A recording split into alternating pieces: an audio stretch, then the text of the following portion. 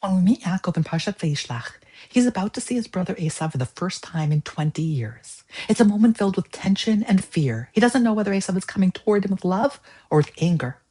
Yaakov plans carefully. As Reggie explained, he divides his camp, sends gifts ahead, and prepares for the possibility of war. He does everything a responsible person should do, seeing reality clearly, taking precautions, being wise about the situation.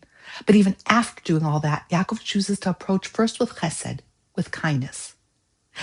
And then he turns to God and prays.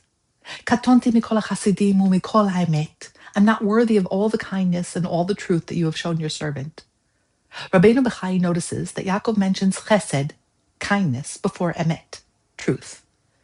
Really, wouldn't truth come first? He explains that chesed comes before emet because kindness represents gifts we can never repay. When God shows kindness, it's beyond measure, beyond what we've earned. And that, Rabbeinu Bechai says, is the greatest truth of all.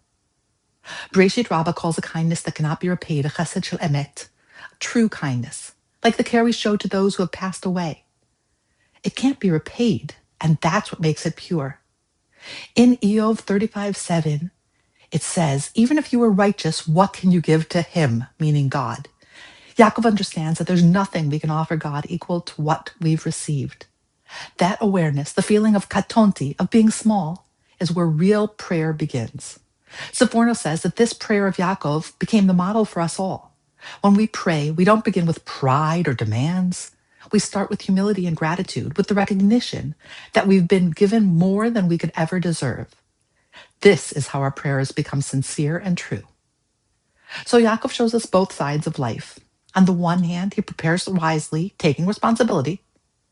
On the other hand, he leads with kindness and gratitude. And that combination, clear eyes, ready hands, open heart, is how we meet our own challenges. Yaakov's words remind us that every good thing in our lives begins with chesed.